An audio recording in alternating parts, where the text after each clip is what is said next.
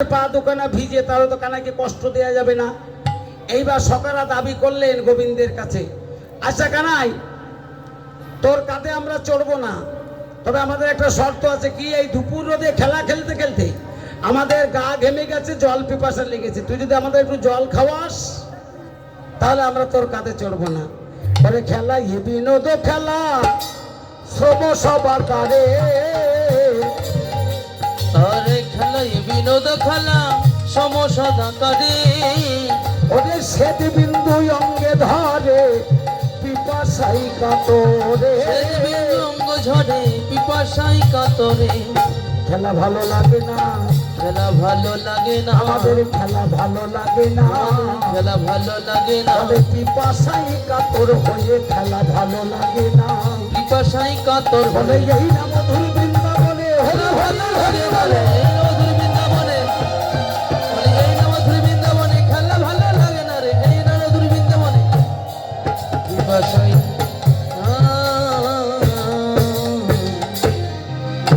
গোবিন্দ বললেন, এই শ্রীরাম, যদি জল খাওয়ালে শাস্তি মাফ হয়ে যায় তাহলে তোরা এখানে বস, আমি জল দেখি আসি। এখন গোবিন্দ যাচ্ছে জল আনতে, পেছন থেকে সব টাকারা ডাক দিয়ে বলছে, এ কানাই,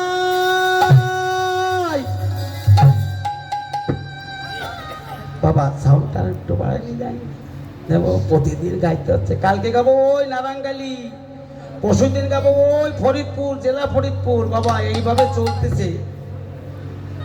দে বাবা দে, শেষ সময় শিখেছ তো, যা আছে সব দিয়ে দে, আর রাখিস না। আমারও যা আছে আমি আজকে সব দিয়ে যাব। হরিবল এখানে এদিকে আই। বলে আবার কি হলো? বলে দেখ, তুই তো জল দেখতে যাচ্ছিস, এই মাঠের ভিতরে তো কোনো পাত্র নেই, তুই যদি জল পাস, জল খেয়ে আমাদের জন্য জল আনবি কি করে? হাতে করে। তা হাতে করে আনতে আনতে তো সব জল পড়ে যাবে, যেটুকু থাকবে একজনেরও হবে না। ওখানায় তাহলে এক কাজ কর, তুই এই বট গাছের ছায়ায় বসে বাঁশি বাজা, আর আমরা বাঁশি শুনতে শুনতে জল দেখতে যাব। যদি জল পাই আমরা সবাই মনের মতো জল পান করব, আর আসবার সময় আমরা 10 জনে জল নিয়ে আসবো হাতে করে। তা 10 জনে আনলে সব জল পড়ে গেলেও 10 জনের হাতে যেটুকু থাকবে তোর একা পান করে আরো বেঁচে যাবে। তুই পাশে বাঁশি বাজা। গোবিন্দ বললেন, এই বললি জল আনতে, এখন বলছিস বাঁশি বাজাতে? হ্যাঁ? ওরে ভক্ত আমার মাতা পিতা,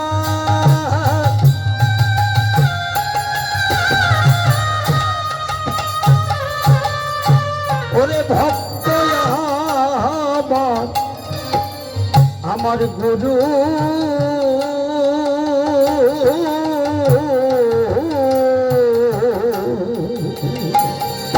ওরে ভক্ত আমার মাথা পিতা,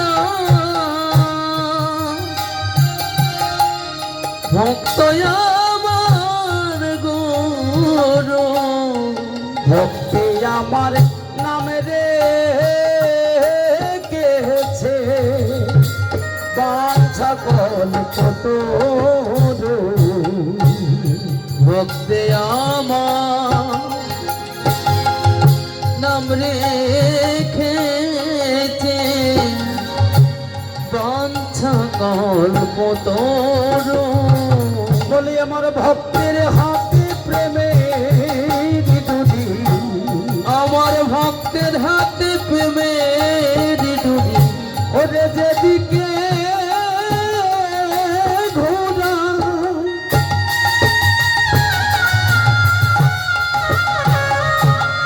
আমি সেই দিকে ঘুরি, আমার ভক্তের হাতে প্রেমের ডুরি, আমার যেদিকে ঘোরাই আমি সেদিকে ঘুরি। ভক্ত আমার মাথার মন, আমার যেদিকে ঘোরাই সেই দিকে ঘুরি, ভক্ত আমার মাথার বাণী। এই রাম ধুর বৃন্দাবনে ভক্ত আমার, এই রাম ধুর আমার মাথার মনি, ভক্তি আমার নামে রেখেছে, পাঞ্ছা কল্পতর।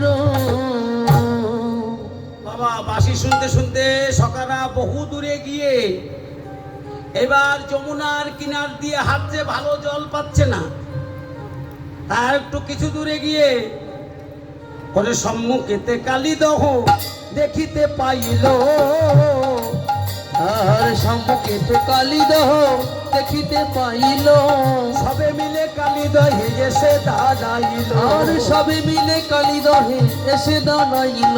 দেখো দাঁড়ালো দাঁড়ালো, আর দাঁড়ালো দাঁড়ালো, দাঁড়ালো দাঁড়ালো, আর দাঁড়ালো দাঁড়ালো, জল পান করবে বলে দাঁড়ালো দাঁড়ালো, আর জল পান করবে বলে, যমুনার কিনারে আর জল পান করবে বলে, এই না কালীদহের আর জল পান করবে বলে, যমুনার আর কিনারে জল পান করবে বলে, এই না কালীদহের আর জল পান করবে বলে, দাঁড়ালো দাঁড়ালো। এই দাঁড়ালো দাঁড়ালো। মামা, এই যে কালীদহ দেখতে পেয়ে এত ভালো জল, চিন্তা করলো এখানে আমাদের পিপাসা নিবৃত্তি হবে, কেন এই জন্য আমরা জল নিয়ে যাব। বাবা দেখতে ভালো কিন্তু মোটেও তা ভালো না, কেননা চকচক করলি কি শোনা হয় না। ওটা দেখতে ভালো, ভাগবত দৃষ্টান্ত দিয়েছে। ওর অতাল তলে দুষ্টু কালীয় নাগ বহুদিন ধরে বাস করে যাচ্ছে বাবা। ওর এত বিচের তেজ, ওই জলের 100 ফুট উপর দিয়ে যদি কোনো পাখি উড়িয়ে যায়, কোনো পক্ষী উড়ে যায় বাবা, ওই বিষের জ্বালা সইতে না পেরে ওই জলে এসে পড়ে, আর ওইগুলো ধরিয়ে ধরিয়ে কালীয় নাগ ভক্ষণ করিয়ে উদার পরিপূর্ণ করে। হ্যাঁ, এখন এরা তো জানে না বাবা, কোন সকায় একখানা জলে পা দিয়েছে, আবার কোন সকা দুখানা, আবার কোন সকা একটু জল হাতে নিয়ে অঞ্জলি করেছে, অঞ্জলি করেছে বাবা। এত বিষের তেজ বাবা, খানিক পরে একে একে বিষের যন্ত্রণা সইতে না পেরে ওই কালীদহের কিনারে একে একে সব ঢলে পড়েছে। হ্যাঁ, ঢলে পড়ে এইবার তারা বুঝতে পেরেছে যে আমরা ভালো জল মনে করে বিষ জল পান করেছি, তাহলে এখন তো আর আমাদের কানাইয়ের সঙ্গে দেখা হবে না, কানাইয়ের সঙ্গে দেখা হবে না রে। তাহলে আমাদের কানাই গীতাই বলেছেন, নিজ মুখে বলেছে, মৃত্যুকালে কেউ যদি কৃষ্ণ কৃষ্ণ বলে মৃত্যুবরণ করে, বলে মৃত্যুর পরে তার নাকি গোবিন্দের চরণে প্রাপ্তি হয়ে থাকে, চরণ প্রাপ্তি হয়ে থাকে। তাই তারা আর নড়াচড়া করতে পারলো না, কি করলো, তাড়াতাড়ি ওই মাটিতে গোবিন্দের চরণ দুখানি অঙ্কন করতে পারলো। ওই চরণ দুখানি অঙ্কন করে ওই গোবিন্দের চরণ বুকের মধ্যে জড়াইয়ে ধরে সব সকারা কেঁদে কেঁদে বলছে, কানাই রে, বলে তোর সঙ্গে আর বুঝি দেখা হবে না, আমরা যদি প্রাণে মারা যাই, তাই ওই ঘাটের মাঝে তুই সেদিন তরি নিয়ে দাঁড়াইয়ে থাকিবি, ও কানাই, সেদিন যেন চরণ ছাড়া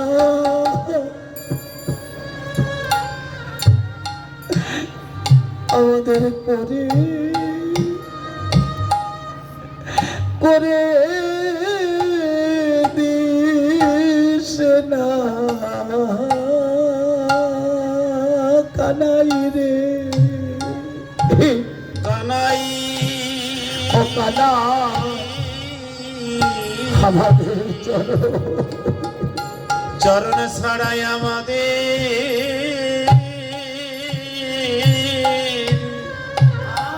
হরি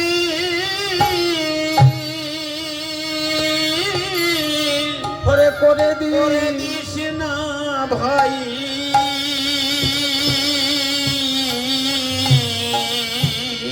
ওরে যেদিন আমাদের খাঁচা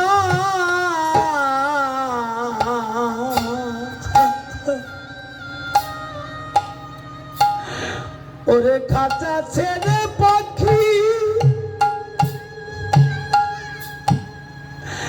আমাদের প্রাণ পাখি যেদিন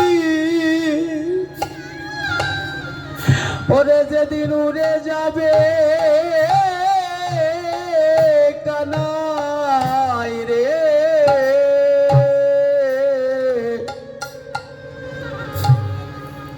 ওমা দেখো ধনু থেকে তীর একবার বের হয়ে গেলে ওই তীর কি আর কোনোদিন ধনুকে ফিরে আসে? যেমন ফিরে আসে না, এই দেহ খাঁচা ছেড়ে প্রাণ পাখি উড়ে গেলে সেই পাখি আর কোনোদিন খাঁচায় ফিরে আসবে না।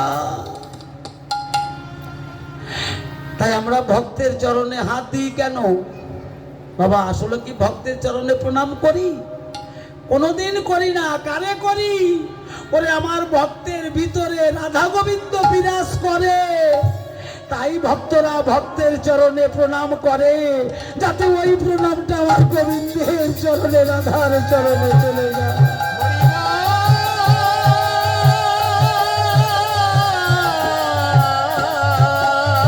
একবার তোমরা ধরো ধরো ভক্তের চরণ ধরো, একবার ধরো ধরো ভক্তে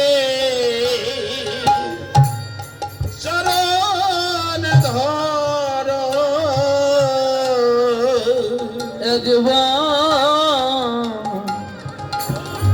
একবার ধরো ভক্তি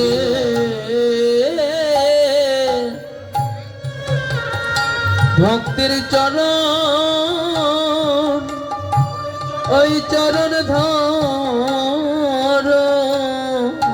ওরে ভক্তের চরণ পেলে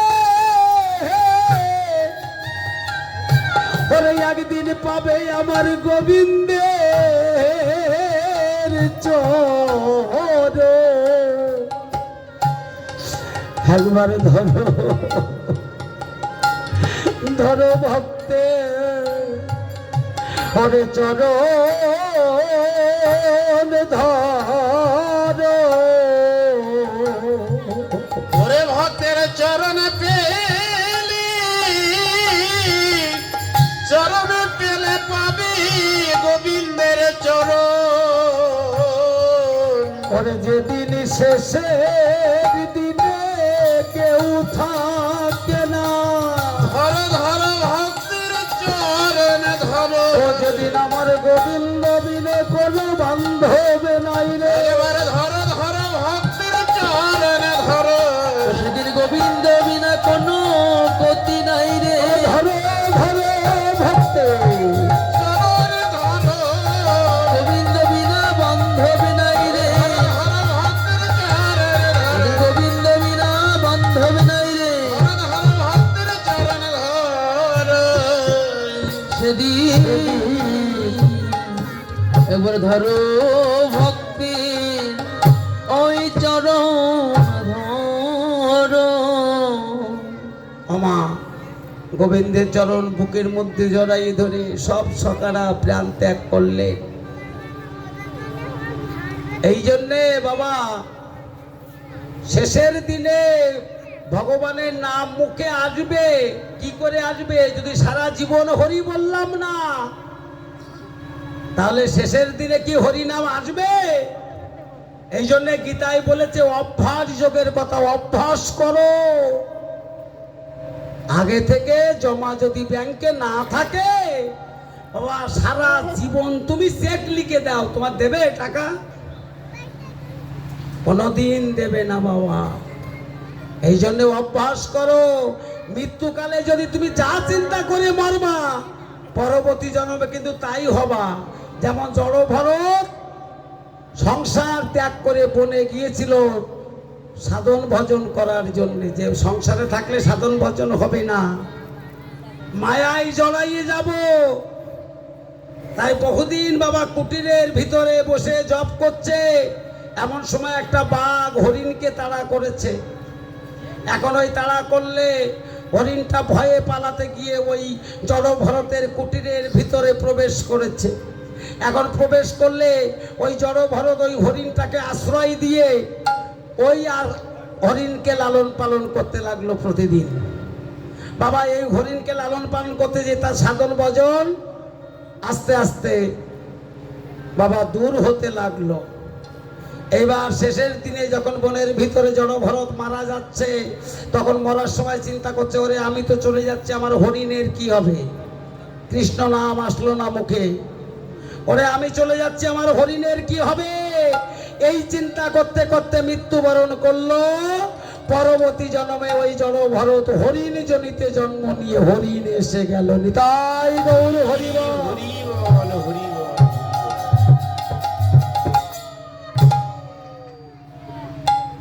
এখন আমার গোবিন্দ, আমার গোবিন্দ, বাবা ওরা আসছে না কেন?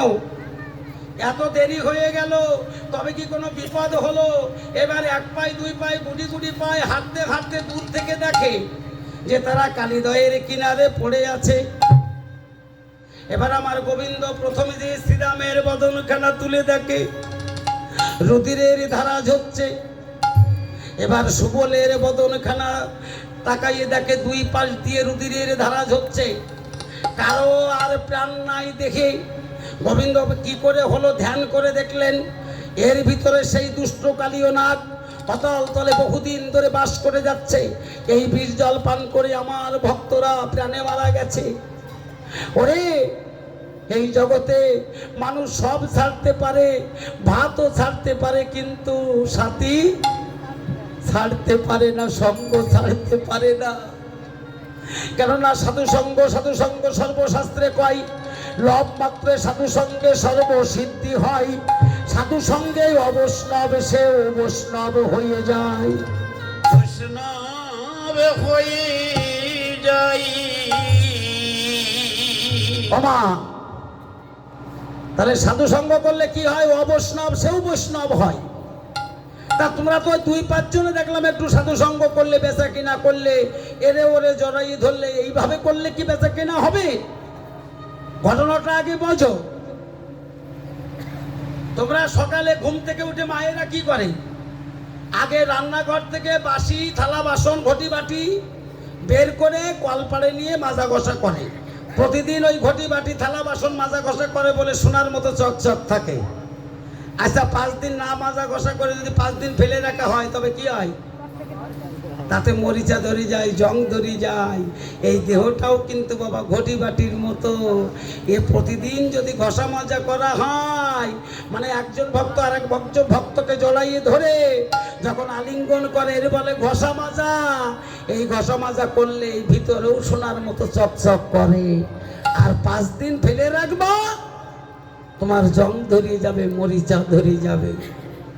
আমা এই আলিঙ্গন করলে কি হয়? এখানে যে বাতিগুলো জ্বলছে, প্রত্যেকটা বাতির পিছনে দুটো করে তার আছে। কয়টা তার? অমনি কয়টা? এই যে তারের এর পিছনে কয়টা তার আছে? দুটো, একটা নেগেটিভ আর একটা কি? আচ্ছা, এর যে কোনো একটা খোলা তারে কেউ যদি হাত দেয়, তারে কারেন্টে ধরবে। আর যারে ধরিয়েছে তারে বাঁচাতে গিয়ে যদি আর কেউ তার গা ছুঁয়ে দেয়, থাকা ধরবে না? আর কেউ ছুঁয়ে দেয়, এটা হচ্ছে কারেন্টের ধর্ম। ছুঁয়ে দিলে ধরবে। আর ভক্তের ধর্ম কি? কোন কোন ভক্ত সদ্গুরুর চরণাশ্রয় করে ভজনের পথে বসে গৌর গোবিন্দ বলে কেঁদে কেঁদে এই দেহটা কৃষ্ণময় দেহ তৈরি করেছে। আর এই কৃষ্ণময় দেহ যখন আর একজন ভক্ত জড়াইয়ে ধরে আলিঙ্গন করে, তখন তার ভেতরের কৃষ্ণময় কারেন্ট তার ভিতরে প্রবেশ করে, তখন তার দেহটা সোনার দেহ হয়ে যায়। কে দেখেছো মা? তাহলে এটা আছে সাধুর বাজার। ওই আলিঙ্গন করা মানে বেচা কিনা করিয়ে জমা করিয়ে ভগবানের চরণে রাখা। তাহলে আমি দেখলাম 2-5 জনে একটু বেচা কিনা করলো, আর সব তাকাই তাকাই দেখলো। অমনি যত করবা চালাকি, পরে বুঝবা তার। আজকে দেখো, এই যে গেল শুক্রবার, তাই না? কোথায় ছিলাম যেন? শুক্রবার কোথায় ছিলাম মনে নেই। টাকা পয়সা নিয়ে বাড়ি চলে যাও, হ্যাঁ, আর মনে থাকে না। 7 মাইল নলিতা দাও না, ও তো শনিবারে ছিলাম ওখানে। মামা তা দেখবা শুক্রবার মসজিদে আজান দিলে ওই দিন 5 জন লোক বেশি হলেও নামাজ পড়ার লোক হয়, হয় না? তা দেখবা যার সঙ্গে মারামারি কাটাকাটি শত্রুতা যাই থাকুক না কেন, সব কিছু ভুলে যেয়ে ওই শত্রুর পাশে দাঁড়াইয়ে নামাজ পড়ে। আবার নামাজ পড়ার পরে কি করে, পাশে যে শত্রু থাকে তারে জড়াই ধরে আলিঙ্গন করে। সব ভুলে যাও, আবার নতুন করে শুরু করো, তাতেই তো সমাজে শান্তি হয় নাকি? আমরা কি তা করি? আমরা এক জায়গায় 20 ঘর বাস করে 3 দল করি, হ্যাঁ? আজকে দেখো সমাজে গ্যাঞ্জাম, সাধুর বাজারে যাও সেখানেও গ্যাঞ্জাম বেঁধে যাচ্ছে। এক সাধু রান্না করলে আর এক সাধু খাচ্ছে না, এক সাধু ভোগ দিলে আর এক সাধু যাচ্ছে না। মানে আমাদের একেবারে শেষ প্রান্তে দাঁড়াই গেছি আমরা। কি আমা ইসলাম ধর্মের কোন বাজার ঘাটে মাঠে ঘাটে তুমি যদি কোনো ধর্মের নিন্দে মন্দ করো, তোমার মান না দিয়ে বাড়ি আসতে দেবে না। আর আমাদের ভিতরে কেউ যদি একটু সাধু হয়েছে, তারা কি করে নিচে নামাতে হয়, কি করে ছোট করতে হয়, তারা কি করে ধ্বংস করতে হয়, এই হিংসায় আমরা বাঁচি নেই। এই জন্য আমাদের এত পতন। আমরা কমান মানি না, আমরা একাই 100, কিন্তু 100 জন এক না।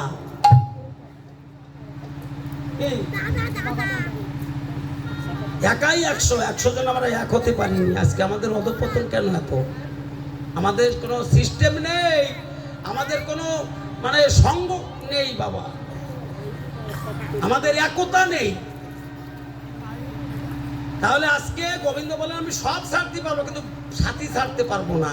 তাই বাবা আজকে সব কিছু ভুলে যে মায়ের সামনে বসে আছি, আমি আপনাদের একটু বলবো, মারামারি কাটাকাটি যাই থাকুক না কেন সব ভুলে যান। আজকের এই দিন আমাদের কালকে জীবনে আসবে কিনা আমরা কেউ বলতে পারি না। এখান থেকে উঠে বাড়ি পর্যন্ত যাব কোনো গ্যারান্টি নেই। আছে ওরে আসার সিরিয়াল আছে, যাওয়ার কোনো। তাই যে যেখানে আমরা বসে আছি সব কিছু ভুলে দিয়ে ওই পাশের ভক্তকে জড়াইয়ে ধরে বাবা একটু বেচা কেনা আলিঙ্গন করা যায় না, যাই কিনা একটু বাবা। তাই এসো এসো ভক্ত, ওরে সাধু সঙ্গ, ওরে সাধু সঙ্গ করি। একেবারে এসো এসো সাধু সঙ্গ করি।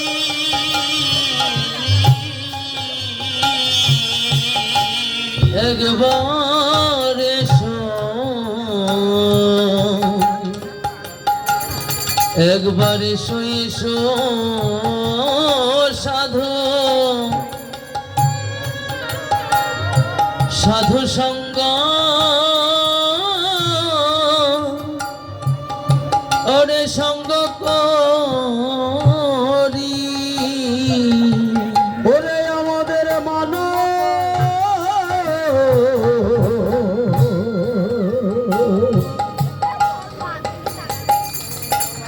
ওরে মানবে জন,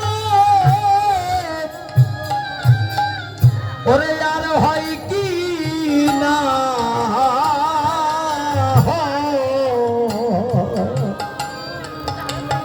ওরে এসো ভক্ত, ওরে সাধু সঙ্গ সঙ্গ করি।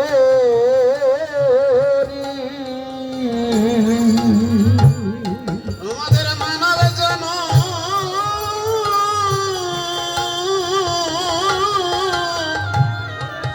ওরে জন্ম হই কি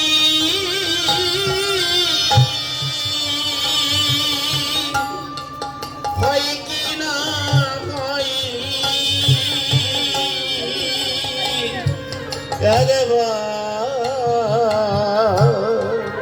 এসো এসো এসো এসো সাধু ওরে সাধু সঙ্গ সঙ্গ করি। ওরে সাধুর সঙ্গে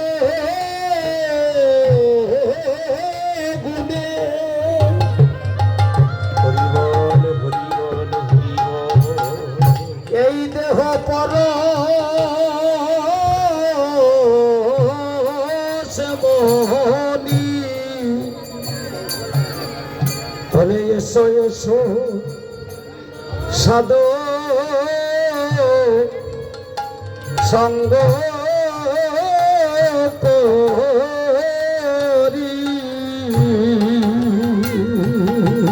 ওরে সাধুর সঙ্গ গুণী আহা সঙ্গ গুণে দেহ পরশ মনি বলে মানব জনম ধন্য করি। সাধুর সঙ্গ গুণী পরশ মনি সঙ্গ গুণ দেহ সোনা হয়ে যায়। এসো এসো সাধুর সঙ্গ করি ওই আমাদের আর কি মনে হবে জনম হবে। এসো এসো সাধুর সঙ্গ করি আর কি মানব জনম হবে। এসো এসো সাধুর সঙ্গ করি একবার এসো এসো সাধু সঙ্গ করি। আমার গোবিন্দ মনে মনে ভাবছে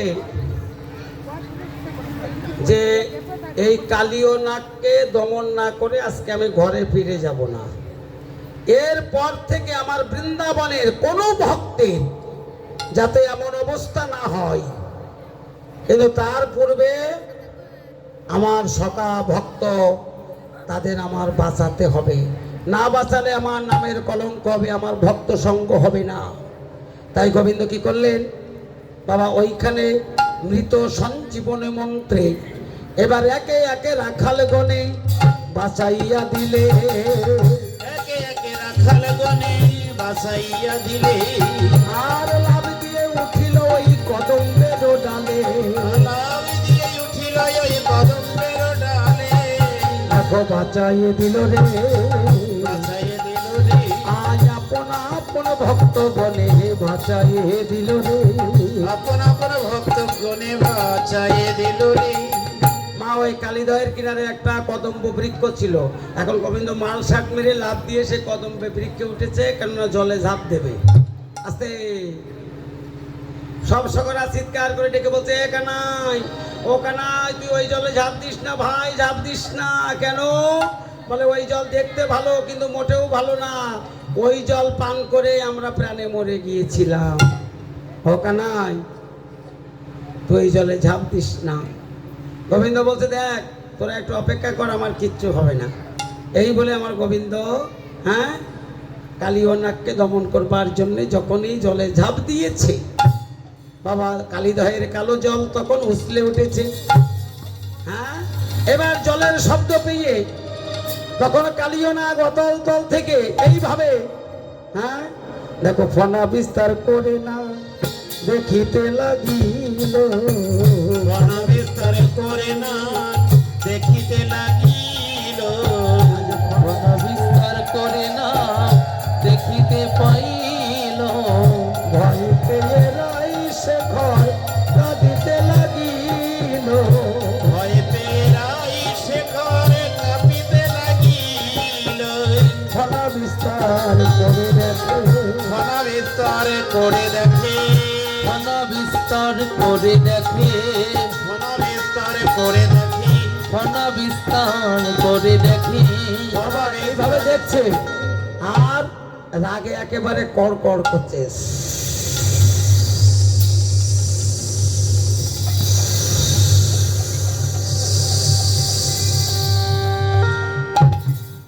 কালীয় নাগ ফনা তুলে দেখলেন যে বহুদিন পরে খাদ্য এসে পড়েছে, তাও আবার এতটুকু। এই মণি, তুই কি খাচ্ছিস রে মণি? এটা তো বৃন্দাবন বলে মানিস তোরা একটু, বাবা পাপ ছাড়াতে এসে জড়াই চলে যাইস নে। ওই যে মুড়ি বাজায়নি, মুড়ি মাখা কত রকম দেশের ভিতরে জানিস? এসব করবি না বাবা।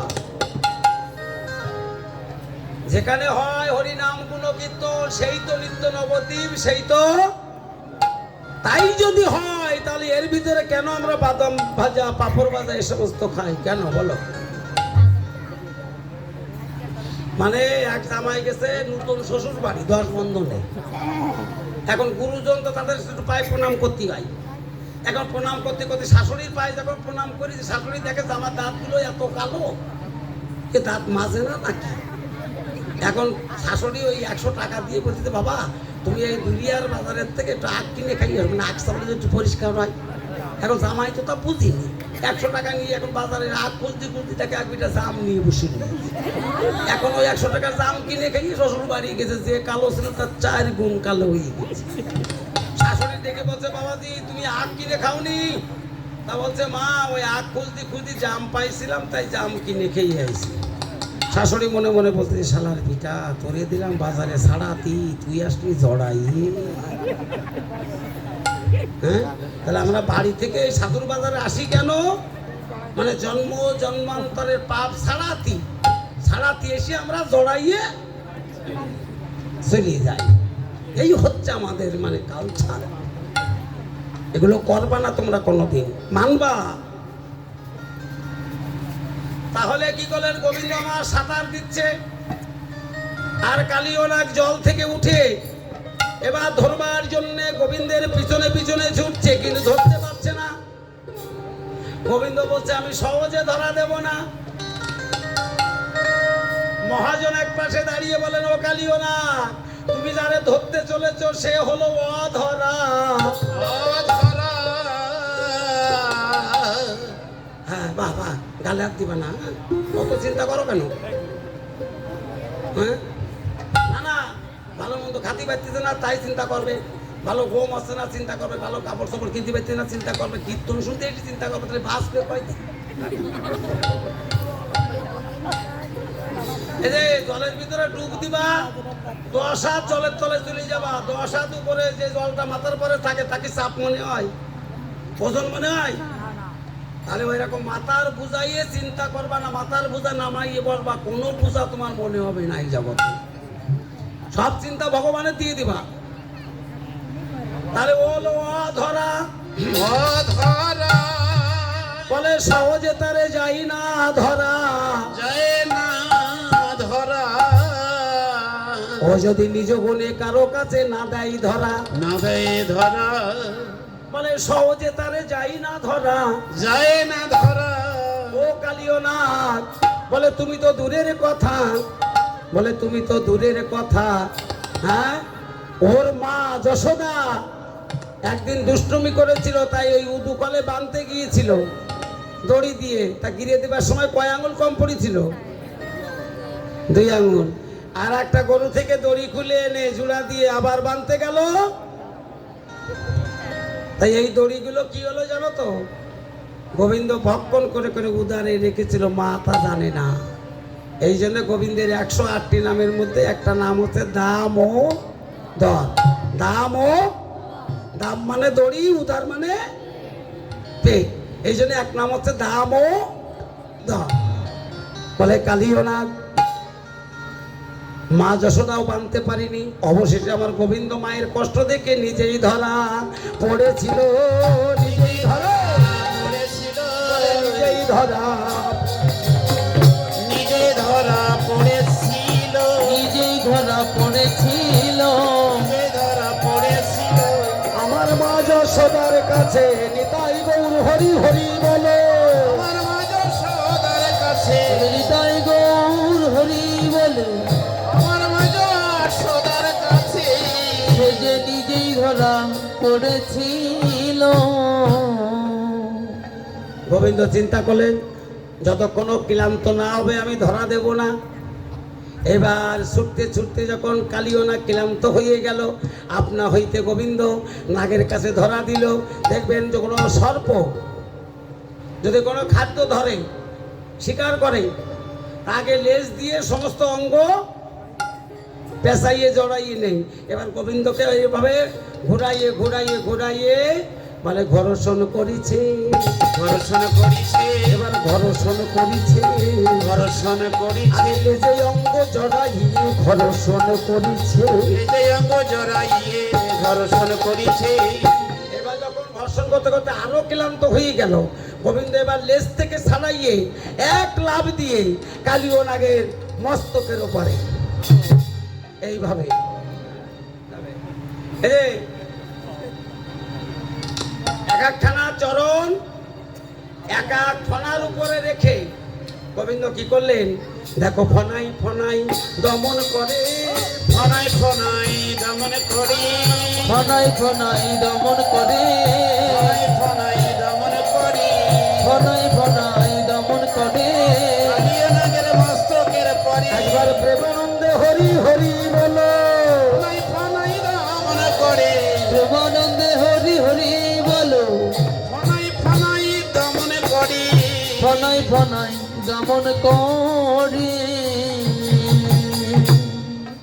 আমা এবার কালীয় নাগ পত্নীগণ মানে পত্নী মানে কি স্ত্রীগণ মানে যারা ছিল সবাই জল থেকে উঠে গোবিন্দের সম্মুখে হাত জোর করে বললেন হে গোবিন্দ আমাদের পতি যদি মারা যাবে তাহলে আমাদের গতি কি হবে শোনো গোবিন্দ আমাদের পতির অধরে তুমি দিয়েছিলে বিষ তাই বিষ দিয়ে তোমার সেবা করে তুমি যদি বিষ না দিয়ে তার মুখে অমৃত দিতে তাহলে তোমার অমৃত দিয়ে সেবা করতো তোমার দোষ গোবিন্দ আমার পতির দোষ নয় তবে আমাদের পতি মারা যাক সবাই একদিন মারা যাবে কিন্তু যে চরণ তোমার যোগী যোগ সাধনা করে পাই না মুনি ধ্যান করে পাই না সেই চরণ পাওয়ার জন্য কত ভক্ত মায়ের গর্ভে বসে হা গোবিন্দ কৃপা করো বলে ডাকে তারপরেও তোমার চরণ পাই না আর আমার স্বামীর মস্তকে তুমি নিজ গুণে কৃপা করে ওই চরণ তুমি রেখেছ প্রভু বলো আমার স্বামীর কি পুণ্য ছিল কোন পুণ্যের ফলে তোমার চরণ তার মস্তকে পেল এ বলতে গেলে আরো দেরি হয়ে যাবে অনেক না আর বলা যাবে না আর রাত্রি করা যাবে না বাবা হরিবল হরিবল আমি এখানে শুনলাম যে প্রতি বছর কীর্তন হয় তা কেউ 8 ঘন্টা কেউ 1 ঘন্টা কেউ 2 ঘন্টার পরে আর থাকে না কেউ তা আজকে তো মোট কেউ যাত্রী যাচ্ছে না মোটে জ্বালায় পড়ে গেছি একটু মানে কেউ যাচ্ছে না কেন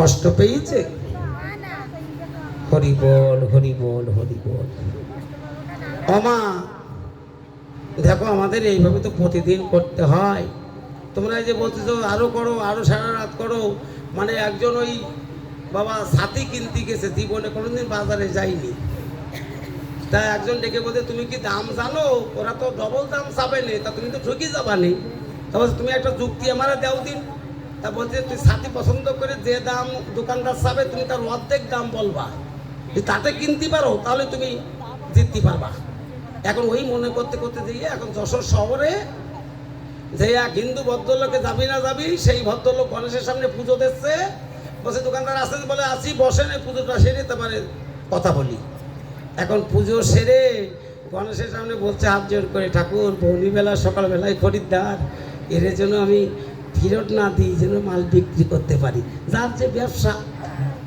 এখন বসে বসে বাবু কি নেবেন বলে সাথে দেখান তা 3-4 রকম দেখাইছে দেখালে বলছে এটা আমি নেবো এর দাম কত তারপরে আপনি বৌনিবেলার খরিদ্দার বেশি নেবো না 120 টাকা দেবেন বলছে না সাথের দাম এত না ওই যে মন্ত্র দিয়ে দিয়েছে বলে যা কবা তার অর্ধেক তা বলছে না তাহলে একটু কম দেবেন তাহলে কত দেবেন বলে 60 টাকা 120 অর্ধেক এখন দোকানদার বলছে যে বাবু এত কমে তো আমি বলিনি তা আপনি কম দিতে চাচ্ছেন তা 20 টাকা কম দেন 100 টাকা দেন বলে তাহলে 50 টাকা দেবো দোকানদার যা বলছে তোর অর্ধেক বলবে তোর মন্ত্র পেয়ে গেছে এখন দোকানদার চিন্তা করলে কার পাল্লায় পড়লাম সকালবেলায় তাই এর মাঝে মাল বিক্রি করবো উনি বেলায় যদি লসও যায় তাও বিক্রি করবো তা বলছে দাদা আরো 20 টাকা কম দিয়ে 80 টাকা দেবেন তা বলছে না তাহলে 40 টাকা দেবো দোকানদার তো ম্যাগনেট গরম হয়ে যাচ্ছে বলছে কার পাল্লায় পড়লাম বলে এর যদি মাল ফ্রি দিতে হয় তাও এর আমি ছাড়বো না বলছে দাদা আগে যে দাম বললেন 60 টাকা দেবেন তা বলছে না তাহলে 30 টাকা দেবো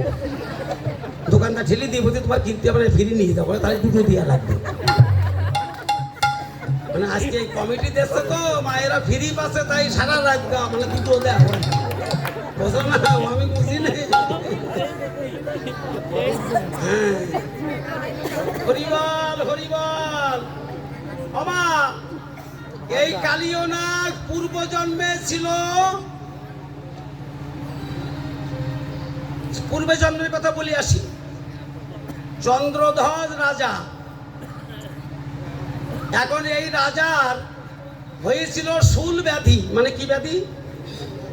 মানে যে ব্যাধি হলে তার কোনো চিকিৎসা নাই, তাই বহু ডাক্তার বৈদ্য কবিরাজ দেখাইয়ে রাজা যখন রোগ সারতে পারিনি, তখন বাবা ওই রাজ্য ছেড়ে দিয়ে ঘরের ভিতরে একা একা থাকে, মনটা খারাপ করে ওই রাজ্য অন্য লোকে পরিচালনা করে।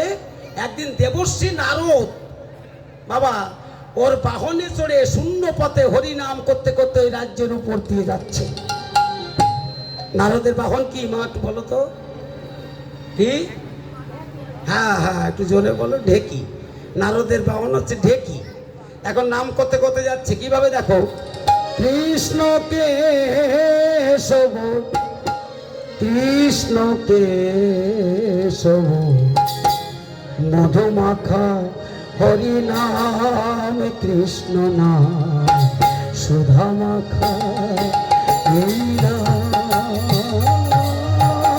কৃষ্ণ কেশব কৃষ্ণ কেশব মধুমাখা এই নাম হরি নাম সুধা মাখা এই নাম। জপরে জপরে জপ নামে রসনা জপরে জপরে জপ নাম রসনাই। জপরে জপরে জপ নামে রসনাই। জপরে জপরে জপ নাম রসনাই। সুধা মাখায় নাম হরি নাম মধুমাখা কৃষ্ণ নাম। কৃষ্ণ কেশব কৃষ্ণ কেশব মধুমাখা এই নাম হরি নাম সুধা মাখা এই নাম। নারদ ভাবছে যখন এই রাজার দেশে দিয়ে যাচ্ছি, তাই একটু আমি নেমে একটু রাজ দর্শন করে যাই, তাহলে আমার পুণ্য অর্জন হবে। তাই নেমে রাজদ্বারে দাঁড়াইয়ে দাঁড়িকে বলছে, দ্বার ছেড়ে দাও, তোমাদের রাজার সঙ্গে দেখা করতে চাই। তা বলে, আমাদের রাজা কারোর সঙ্গে দেখা করে না, তুমি এখান থেকে চলে যাও। আচ্ছা, যে বলো যে দেবর্ষি নারদ দেখা করতে এসে, যাও বলো যাও। এখন দাঁড়িয়ে যে রাজাকে বলছে, মহারাজ দ্বারে একজন মুনি এসেছে, সে আছে দেবর্ষি, আপনার সঙ্গে দেখা করতে চায়। বলে, তুমি দাঁড় করাই রেখেছো, সসম্মানে নিয়ে আসো, যাও।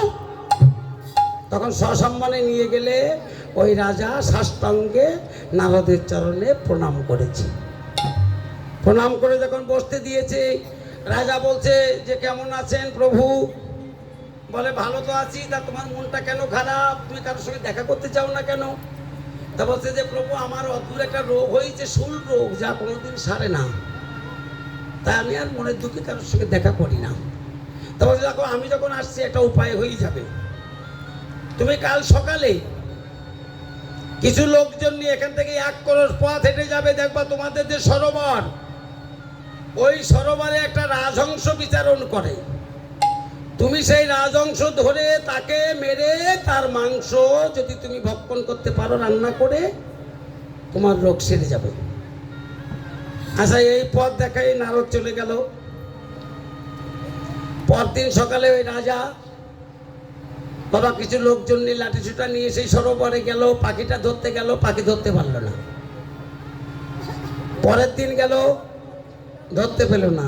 তারপরের দিন গেল, ধরতে পারলো না। বাবা 1 বছর কেটে গেল, 365 দিন, পাখি ধরতে পারলো না।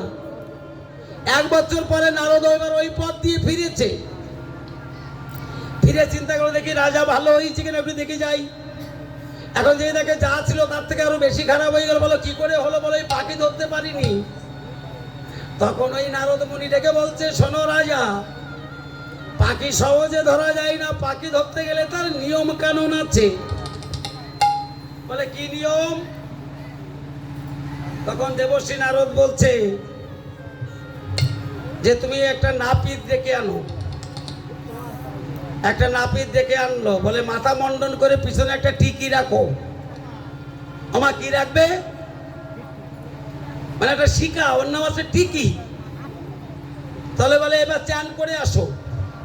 বাবা চান করে আসলো, রাজারে পরনে একখানা ধুতি কোচাইয়ে পরাই দিল, কপালে তিলক দিল, এপাশে তিলক, এপাশে তিলক, এপাশে তিলক, এপাশে তিলক, গলায় একটা তুলসীর মালা। মালা দিয়ে এক কান চেপে ধরে আর এক কানে হরে কৃষ্ণ মহামন্ত্র নাম শোনাই দিল। তাই গৌর হরি বল।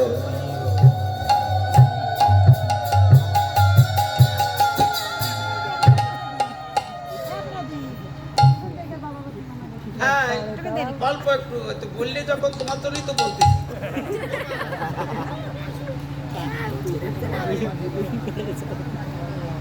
ওমা আচ্ছা 2 মিনিট শেষ করে দিচ্ছি, আমি আর সামনের দিকে যাচ্ছি না, 2 মিনিট শেষ করে দিচ্ছি।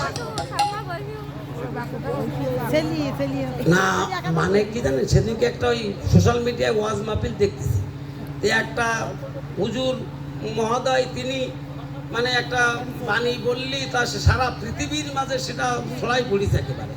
মানে কি জানেন, এক বুড়ো উঠে যাচ্ছে ওয়াজ মাহফিল থেকে, তখন ওই হুজুর বলছে মুরব্বি মুরব্বি।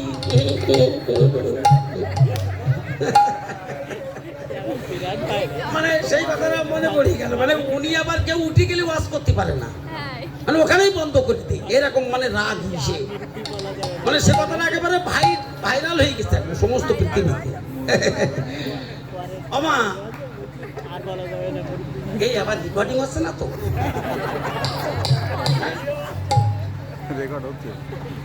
সে হুজুর আবার চিন্তা করে বলি যে মানে সোশ্যাল মিডিয়ায় এসে যে এই কথাটা যে জনগণ এইভাবে নেবে আমি বুঝতে পারিনি।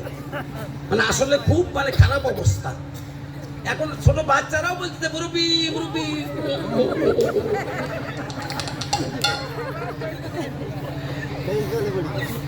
এখন কি হয়েছে মা, গলায় মালাটা দিয়েছে কেন? তুলসীর মালা দিলে কি হয় আজকে শুনে যান। বিজ্ঞান রিসার্চ করে দেখেছে যে হিন্দু সম্প্রদায়ের ভক্তরা তুলসীর মালা কেন গলায় দেয়। তাই তুলসী গাছ নিয়ে বিজ্ঞান ল্যাবে নিয়ে পরীক্ষা নিরীক্ষা রিসার্চ করে দেখেছে এই কাষ্টের ভিতরে এক রকম নয়, 2 রকম নয়, 64 প্রকারের গুণাবলী এই কাষ্টের ভিতরে আছে। বিজ্ঞান বলছে যার গলায় তুলসীর মালা থাকে সে যদি গুরুমন্ত্র প্রতিদিন জপ করে তার কোনোদিন বজ্রপাত পড়ে মৃত্যু হয় না, তার সর্পে দংশন করে না, তার জীবনে ক্যান্সার হয় না, টিবি হয় না, যক্ষ্মা হয় না। এরকম 64 প্রকারের গুণাবলী কে বলছে? বিজ্ঞান, ধর্ম বলিনি। বিজ্ঞান এটাও বললেন যে যার বাড়ির ভিতরে তুলসী গাছ থাকে 250 গজ দূর দিয়ে দূষিত বাতাস চলে যায়, তার বাড়ির ভিতরে প্রবেশ করে না। নিতাই গৌর হরি বল।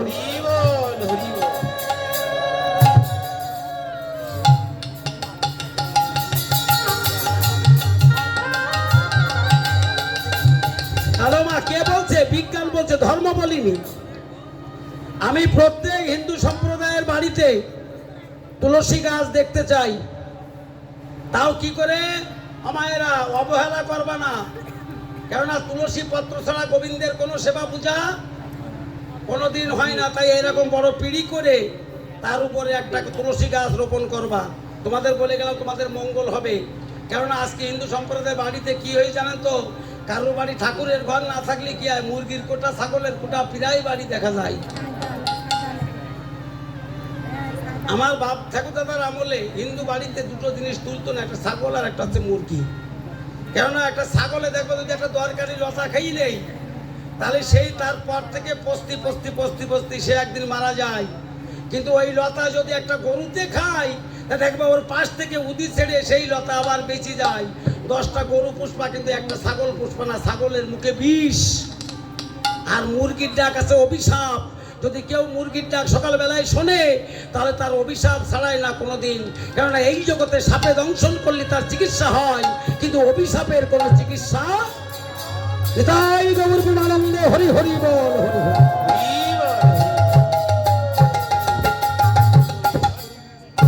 তাহলে বিজ্ঞান বলছে যার বাড়ির ভিতরে তুলসী গাছ থাকে 250 গজ দূর দিয়ে দূষিত বাতাস চলে যায়। এবার ধর্ম কি বলছে দেখো, ধর্ম বলছে তুমি বাড়ির পেছনে একটা বেগুন ক্ষেত লাগাইছো, তাতে বেড়া দাওনি, তাহলে পাড়ার ছাগলে কি রাখবে? যদি একটা বেড়া দাও ছাগলে আর ক্ষতি করতে পারবে না। তাই দেহটা হচ্ছে জমি, এই জমিতে মালা দেওয়া মানে বেড়া দেওয়া। এই বেড়াটা যদি তুমি দিতে পারলে তাহলে তোমার ভিতরের লোভ লালসার ছাগল তোমার আর কোনোদিন ক্ষতি করতে পারবে না। এটা ধর্ম বলছে। ধর্ম আর কি বলছে দেখো, তুমি কোনো জায়গায় বেড়াতে যাচ্ছ, দেখলে রাস্তার ধারে একটা লোভনীয় জিনিস পড়ে আছে, তুমি তুলতে গেলে তোমার গলায় মালা আছে, বাধা দিয়ে বলছে এই তুলিস নে। হ্যাঁ, এটা ধর্ম বলছে। তাই বাবা দীক্ষা না নিলেও মালা দেওয়া যায়। মালার যে কাজ সে কাজ কিন্তু করে যাবে। কেন? তুমি 10 টাকা দিয়ে একটা গ্যাসের ক্যাপসুল কিনলে দোকানদারের কাছ থেকে, সে টাকা নিয়ে তোমার গ্যাসের ক্যাপসুলটা দিলে, তুমি খেলে, তাও কাজ করবে না? দোকানদার যাও হয় ওই কে দেখি, কিন্তু মালটা তো তোমার সঠিক দিয়েছে নাকি বাবা? তাহলে এই সঠিক জিনিসটা গলায় থাকলে তার সঠিক কাজটাও এরকম করে যাবে বাবা, কাজ করে থাকবে না। তাহলে এইবার কি করলো? নারদ বলছে এইবার যাও, তুমি একা যাবা পাখি ধরতে, আজকে কারো লাগবে না। এইবার নারদের কথা মতো ওই রাজা সাধুর বেশে যাচ্ছে। পাখি তো আগে থেকে দেখলে দৌড় দিত, আর আজকে দূর থেকে পাখি দেখে যে বহুদিন পরে এই পথ দিয়ে একজন সাধুর আগমন ঘটেছে। আগমন ঘটেছে। হ্যাঁ? তাই পাখি কি করলো? মনের বিশ্বাসে ও আপনা হইতে ছোট ছুটে এসে চিন্তা করলো যে সাধুর দর্শন হবে। তাই সাধুর দুটি চরণে ওই গড়াগড়ি দিচ্ছে, আর পাখি বলছে আমি ভক্তের চরণ ধুলি অঙ্গে মেখে, ওরে মেখে নিলাম, ওরে আমি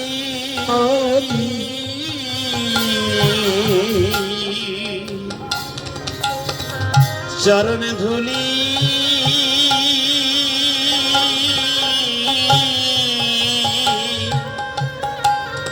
অঙ্গে মেখে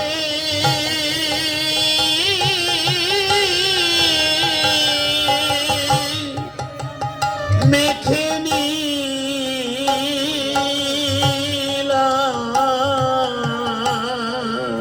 ওরে আমার পশু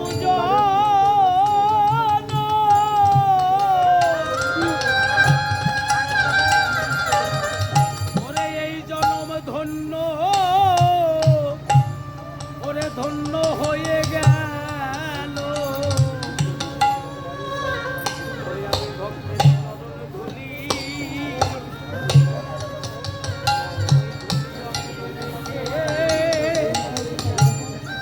আমি মেখে ওরে আমার পশু জন,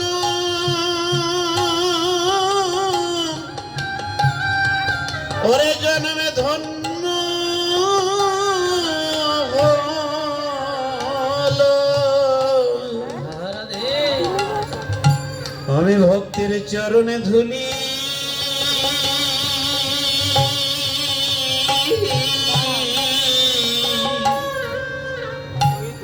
অঙ্গে মেখে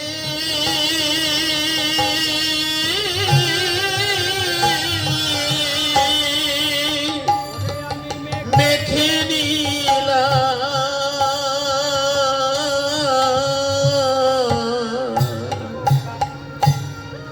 ওরে আমার পশু জন,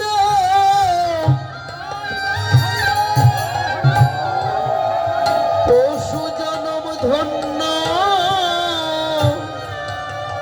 ওরে ধন্য হলো। আমি ভক্তির চরণে ধুলি অঙ্গে অঙ্গে অঙ্গে মেখে দিলাম। আস্তে আস্তে। ওমা বসে পড়ো, হয়ে গেছে। যখন সাধু ভেবে তার চরণধুলি অঙ্গে মাখছে, এখন এই রাজা মনে মনে ভাবছে যে একদিনের জন্য সাধু বেশ ধারণ করেছি, তাই মনের বিশ্বাসে বনের পাখি আমার চরণে এসে পড়েছে। ওরে এই পাখির মাংস আমি কি করে ভক্ষণ করব, তাই বলে কাঁদছে। আর এই চোখের জল ফোঁটা ফোঁটা ওই পাখির গায়ে পড়ছে। তখন পাখিটাকে বলছে, ও সাধু তুমি কাঁদছো কেন? বলছে, দেখ আমি কোনোদিন সাধু না, তবে মানে একদিনের জন্য সাধু বেশ ধারণ করেছি, তাই আমার একটা অদ্ভুত রোগ হয়েছে, তাই তোর মাংস যদি রান্না করে ভক্ষণ করতে পারি আমার রোগ সেরে যাবে। বলে এই কথা কে বলেছে? বলছে দেবশ্রী নারদ। বলছে না, নারদ বলতে পারে না কথা। বলে হ্যাঁ বলেছে। ওরে কখন বলেছে? যখন তুমি সাধু ছিলে না তখন তোমার বলেছে। এখন তুমি সাধু, নারদ আর এক সাধু। ওরে এক সাধু আর এক সাধুরই কোনোদিন মাংস খেতে বলতে পারে না। তখন তুমি সাধু ছিলে না। তুমি এক কাজ করো, তোমার রোগ সেরে যাবে। এখান থেকে আর এক করোড় পথ হেঁটে যাও, একটা পাত্র নিয়ে যাও, দেখবে একটা বট বৃক্ষ, ওর কোঠরে এক সন্ন্যাসী বসে আছে। ওর পা ধুয়ে জল যদি তুমি খেতে পারো তোমার তখনই রোগ সেরে যাবে। তারপর একটা পাত্র নিয়ে ওই সাধু রাজা গেল 1 করোড় পথ হেঁটে, দেখে একটা বট বৃক্ষে তার কোঠরের ভিতরে এক সন্ন্যাসী বসে। বলছে, ওগো সাধু তুমি কে আছো? তোমার একখানা চরণ বের করে দাও, আমি একটু চরণ ধোয়াবো। এখন একখানা চরণ যখন ওই সাধু কোঠর থেকে বের করে দিয়েছে, তখন দেখে সমস্ত চরণে বাবা কুষ্ঠ রোগে আক্রান্ত। তখন চিন্তা করলো যে এই দুয়ে জল কি করে খাবো, তাহলে আর একখানা পা আছে তো ওখানে মনে হয় ভালো আছে। বলছে, ও সাধু এইখানা নিয়ে তুমি ওইখানা বের করে দাও। এবার যখন আর একখানা বাম পাখানি বের করে দিল, এর থেকে এখানে আরো বেশি বলবোধ। তখন চিন্তা করলো কি করে আমি চরণ দিয়ে জল খাবো। তো চরণ ধোয়ালো, জলটা পাত্রে নিল, 2 পা হেঁটে জলটা না খেয়ে ওর ভিতর থেকে নিয়ে মস্তকে ছিটাইয়ে দিল। যা তক মস্তকে ছিটাইয়ে দিল, তখন ওই সন্ন্যাসী এইবার ডেকে বলছে, শোনো রাজা, একবার আমার দিকে তাকাও। এবার তাকাই দেখে সুস্থ মানুষ, পায়ে কোনো রোগ নেই। পরীক্ষা করছিল এর ভক্তি কতটা, এর বিশ্বাস কতটা। দেখে পা একেবারে মুক্ত পা। বলছে, আমি তোমায় পরীক্ষা করছিলাম, ওই পাখি তোমারে বলেছেন আমার চরণ দিয়ে জল খেতে। বলে হ্যাঁ। সেই চরণ তুমি ধোয়ালে, জল না খেয়ে তুমি মস্তকে ছিটাই দিয়ে আমাকে অপমান করলে, তাই আমি তোমাকে অভিশাপ দিলাম যে তোমার মনে যে খল স্বভাব, আগত দাপার যুগে তোমার খল জনিতে জন্ম হবে, তুমি হবা দুষ্ট কালীয় নাগ সর্প। আর ওই জলটা তুমি মস্তকে দিয়েছো বলে একদিন গোবিন্দের চরণ তোমার মস্তকে রেখে নিতাই গৌর হরি বল বলে তোমায় কৃপা করবে।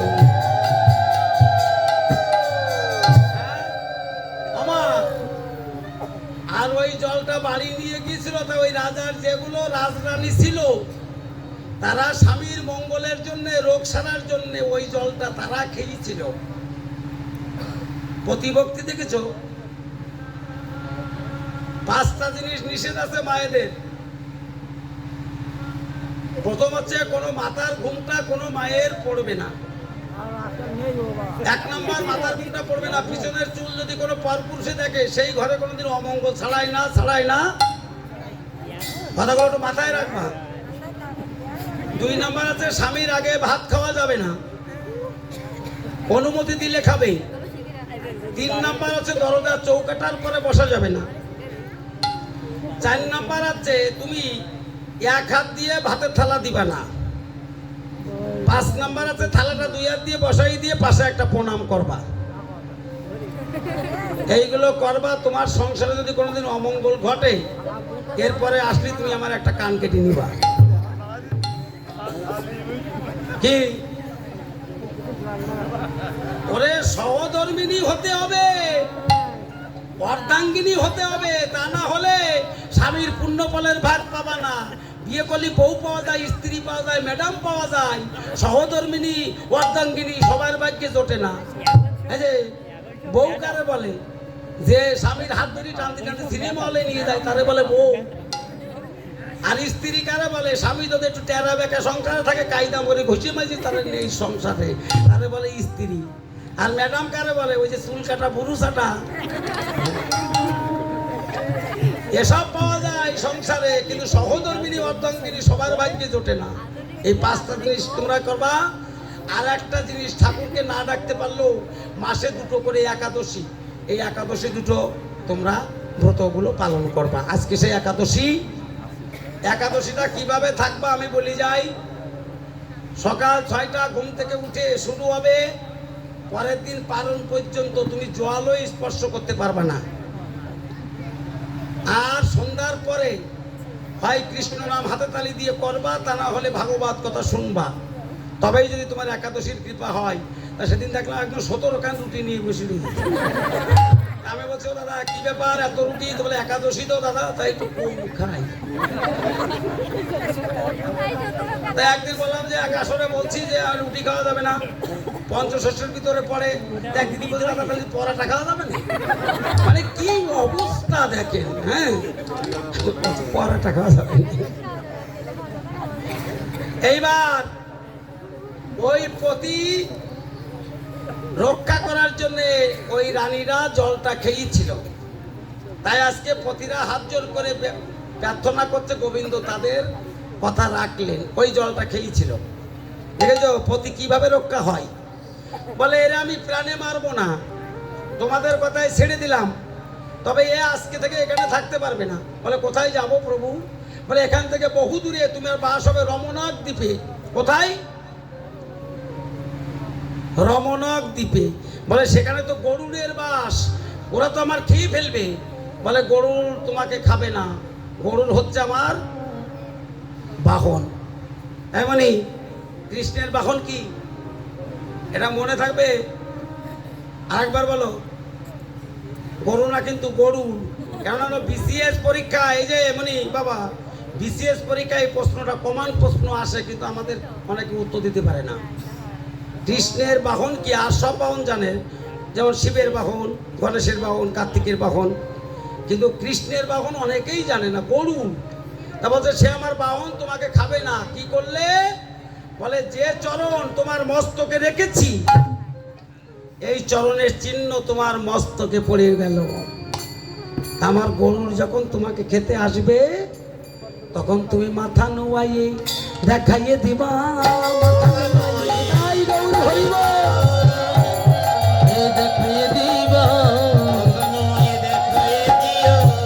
আমার চরণ চিহ্ন রইল, মাথা নোয়াইয়ে দেখাইয়ে দিবা। চরণ চিহ্ন রইল, বলে, এমন প্রেমানন্দ হরি বলে, দেখাই দিও। প্রেমানন্দে হরি হরি বলে, আমার চরণ চিহ্ন রইল, মাথা নোয়াই দেখাইয়ে দিবা। তুমি মাথা নোয়াইয়ে দেখাই দিবা। আমার চরণ চিহ্ন দেখলে গরু তোমাকে আর কোনোদিন খাবে না। এবার রাধারানী এলো। সখীগণ কি করলো? গোবিন্দকে রাধার, হ্যাঁ, গোবিন্দের বাম অঙ্গে রাধাকে দাঁড়াইয়ে যুগল ঘটাইয়ে দিল। এবার যুগল দর্শন করে ওই সেবার প্রসাদ রাধা গোবিন্দের বদনে দিয়ে তারা রাধা গোবিন্দের জয়ধ্বনি করতে লাগলো। এবার আমরা সবাই একটু রাধা নাম করবো বাবা। এতক্ষণ শুনেছি সবাই হাতে তালি দেবো, দিয়ে একটু রাধা নাম করবো। যে হাত তালি দেবে না, পাশের ভক্ত দেখবে যে দেখছে কিনা, না দিলে তুমি জোর করে দিবা। হ্যাঁ, সবাই রাধে রাধে জপা করো, কৃষ্ণ নামে রস পিয়া করো। রাধে রাধে নাম জপ করো, কমিটির সভাপতি বাবু, সেক্রেটারি, ক্যাশিয়ার 3 জন, আর আমাদের জামাই, এই 4 জন যদি না আসে তাহলে কিন্তু খুব কষ্ট পাবো আমরা। রাধে রাধে জপা করো, কৃষ্ণ নামে রস পিয়া করো। সবাই হাততালি। রাধে রাধে নাম জপ করো, কৃষ্ণ নাম রস পিয়া করো। রাধে রাধে জপা করো, কৃষ্ণ নাম রস পিয়া করো। রাধে রাধে জপ করো, কৃষ্ণ নাম রস পিয়া করো। রাধা রানী হে মহারানী, ওই নয়নে সব জানা জানি।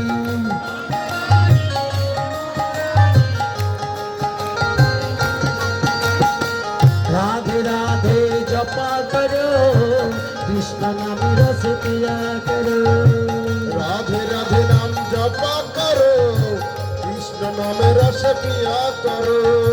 আমা এই দেখো এখানে এই যে হাত তুলে গৌর নিতাই দাঁড়াইয়ে হাত তুলে নাম করছে না বসে বসে করছে? ভগবান বলেন দাঁড়াইয়ে আত্মসমর্পণ করে হাতে তালি দিয়ে নাম করলে নেচে নেচে ভিতরে রোগ শোক পাপ দুঃখ বেদনা আমি সব হরণ করিনি। এবার দাঁড়াবা কি বসবা তোমাদের ব্যাপার। রাধে রাধে জপা করো কৃষ্ণ নাম রস পিয়া করো রাধে রাধে নাম জপা করো কৃষ্ণ নামে রস পিয়া করো। রাধা রানী হে মহারানী ওই নয়নে সব জানা জানি। রাধা রানী হে মহারানী ওই নয়নে সব জানা জানি। রাধে রাধে জপা করো কৃষ্ণ নামে রস পিয়া করো। রাধে রাধে নাম জপা করো রস পিয়া করো। শ্যামকুণ্ড রাধে রাধে রাধা কুণ্ড রাধে রাধে বলো রাধে রাধে রাধে রাধে বলো রাধে রাধে জোরসে বলো রাধে রাধে আরো জোরে রাধে রাধে জোর হলো না রাধে রাধে এপাশে বলো রাধে রাধে মায়া বলো রাধে রাধে বাবারা বলো রাধে রাধে শ্যামকুণ্ড রাধে রাধে রাধা কুণ্ড রাধে রাধে गिरिगा बोल गंगा রাধে রাধে जमुना पुलिली রাধে রাধে ताल वन में রাধে राधे साल वन में राधे राधे निधु वन में राधे राधे निकुंज वन में राधे राधे शिशु वन में राधे राधे तेल वन में राधे राधे वृंदावन में राधे राधे जमुना पुलिली राधे राधे সবাই বলো राधे राधे জোরছে বলো राधे राधे আরো জোরে राधे राधे মায়েরা বলো राधे राधे বাবারা বলো राधे राधे শ্যামকুণ্ড राधे राधे রাধা কুণ্ড राधे राधे गिरिगा बोर्धन राधे राधे जमुना पुलिली राधे राधे ताल वन में राधे राधे साल वन में राधे राधे निधु वन में राधे राधे রাধে তোমায় বারে বারে করি যে মানা যমুনাতে জল নিতে লাগলা যে মানা সবাই বারে বারে করছি যে মানা যমুনাতে জল নিতে একলা যাইও না। ও রাধে ও রাধে ও রাধে এদিক ওদিক আছে সারা পৃথিবী দেখবে রাধে তোমায় বারে বারে করি যে মানা যমুনাতে জল নিতে লাগলা যে মানা সবাই রাধে তোমায় বারে বারে করছি যে মানা যমুনাতে জল নিতে একলা যাইও না। কৃষ্ণ যখন কদম জালে বাজাই বাঁশরি রাধে তখন জলে আমিতে লইয়া গা করি কৃষ্ণ যখন কদম তলে বাজায় বাঁশরি রাধে তখন জল ভরিতে লইয়া বাগরি। ও রাধে ও রাধে সবাই ও রাধে ও রাধে ছেড়ে দিলে সোনার গৌর আর তো পাবো না ছেড়ে দিলে সোনার গৌর আর তো পাবো না। আমি ছেড়ে দিলে সোনার গৌর আর তো পাবো না না না ছেড়ে দেবো না তোমায় হৃদয় রাখবো ছেড়ে দেব না। তোমায় রক্ত মাঝে রাখবো ছেড়ে দেব না। আর ভুবন মোহন গোর ওই মনিজনার মনোহরা গো ভুবন মোহন গোরা মনিজনের মনে হারা গো সে রাধার প্রেমে মাতোয়ারা আধার তুমি মাতোয়ারা রাধার প্রেমে মাতোয়ারা থাকবো মোহনা না না ছেড়ে দেব না তোমায় নীল বাজারে রাখবো ছেড়ে দেব না। তোমায় বক্ষ মাঝে রাখবো ছেড়ে দেব না। আর যাবো ব্রজের কুলে কুলে আমি মাখবো ব্রজের চরণ ধুলি গায়ে ব্রজের কুলে কুলে ব্রজের পদধূলি গায়ে ব্রজের কুলে কুলে ব্রজের পদধূলি গায়ে লক্ষ জনম ঘুরে ঘুরে লক্ষ জনম ঘুরে ঘুরে লক্ষ জনম ঘুরে ঘুরে লক্ষ জনম ঘুরে ঘুরে পেয়েছি এই মানব জনম ছেড়ে দেব না না ছেড়ে দেব না তোমায় হৃদ মাজারে রাখবো ছেড়ে যাব না। তোমায় বক্ষ মাঝে রাখবো রাখবো ছেড়ে দেব না আরে গোবিন্দ জয় জয় গোপাল জয় জয় গোবিন্দ জয় জয় গোপাল জয় জয় রাধা রমন হরে গোবিন্দ জয় জয় রাধা রমন হরে গোবিন্দ জয় জয় জয় গোবিন্দ জয় গোপাল জয় গোবিন্দ জয় গোপাল জয় গোপাল জয় গোবিন্দ জয় গোপাল নিতাই গৌর হরি বল নিতাই গৌর হরি বল জয় গৌর হরি বল নিতাই গৌর হরি বল ওই নাম মিলিয়ার ভগবানের নাই রে সম্বল নাম বেড়ে আর ভাবো পারে নাই রে সম্ভব হরি বল হরি বল হরি বল হরি বল হরি বল হরি বল হরি বল হরি বল হরি বল হরি বল হরি বল শ্রী গুরু নিতাই বৈষ্ণব প্রেমানন্দে আনন্দে হরি হরি বল হরি বল হরি বল হরি বল আজকে গ্রামের মঙ্গলার্থে একবার হরি বল হরি বল হরি বল ভক্তের মঙ্গলার্থে একবার হরি বল হরি বল হরি বল হরি বল কমিটির বাবুরা আসলো না তারপর আমি কমিটির মঙ্গলের জন্য একবার হরি বল আসছে, আসছে। হরি বল কই তা আমাদের পাওনা কই তা সভাপতি ক্যাশিয়ার কই তিনজন